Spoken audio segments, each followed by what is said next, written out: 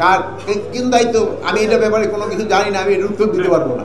শোনেন, তাদের 4টা ইউনিট আছে, তাদের 4টা ইউনিট এখানে কাজ করছে, কিন্তু সাথে সাথে যে মানে আমরা হয়তো এক্সপেক্ট করছিলাম যে আরও তাড়াতাড়ি এটা কন্ট্রোল, বাট হয়তো কন্ট্রোলে আসতে একটু সময় লাগছে, যেহেতু বিভিন্ন পারিপার্শ্বিক অবস্থাগুলো চিন্তা করতে হয়। যে ধরনের দাহ্য জাতীয় পদার্থ খুব বেশি ছিল, অনেক সময় বাতাস থাকলেও আবার অনেক সময় নিভাইতে সময় লাগে।